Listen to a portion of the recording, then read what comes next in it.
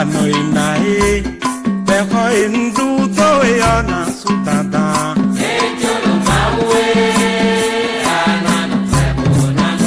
Mama meditate, Ayo Randu Toendo Nasue.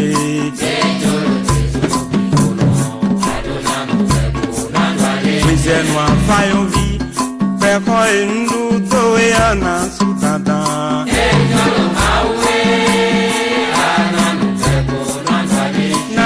Meditate, I want to endo na suwe.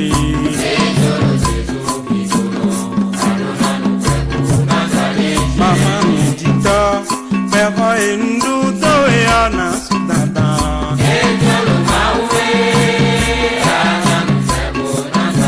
Wijin po abeme, I want to endo na suwe.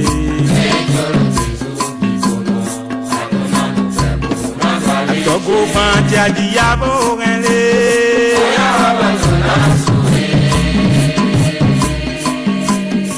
Ouve a cidade do Togo bantia diabo rele.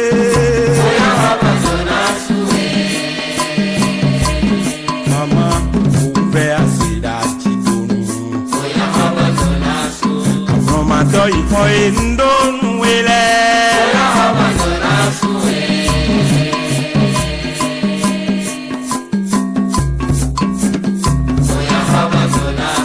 Amromata ifo endonu ele. Adokodo mi bokuti abe bunyale. Ozonli zinzin yakakon mi le.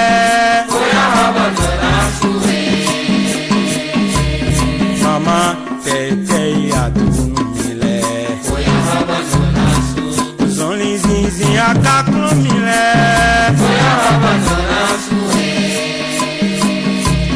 Nae tete adunu mi le. Liso e ungbenu ele.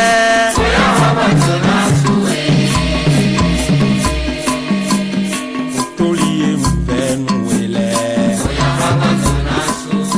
Olizo e ungbenu ele.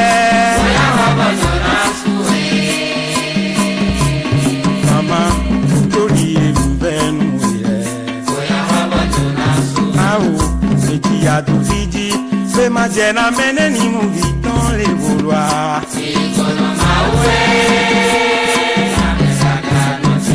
Mon nom jaya boufume azami toniye mi jaya bou mi confie maman mi jaya bou mon nom jaya ai boufume azami toniye.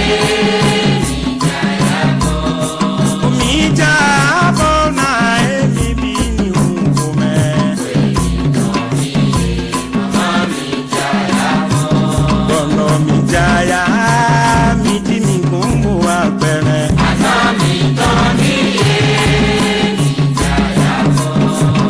Mbejo lowe wu na efe kolonu mi o. Mi toni ye mama mi jaya mo.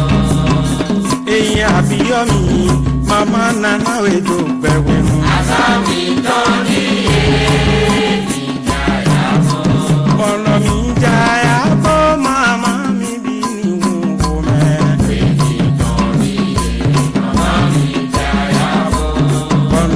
Jaya mama mi mukume azami toni ye mi jaya mo kono mi jaya mo na emi bini mukume mi toni ye mama mi jaya mo ao mi jaya mama mi bini mukume azami toni ye mi jaya mo.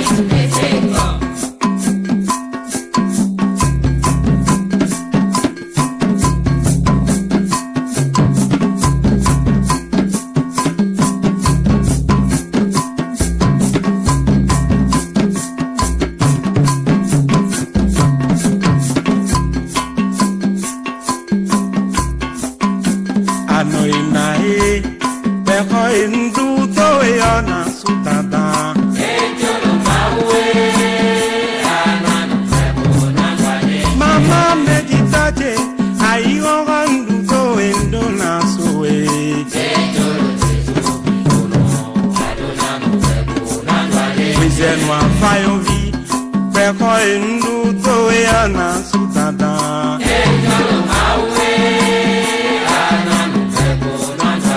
na emejitache ayi hokondu towe ndu na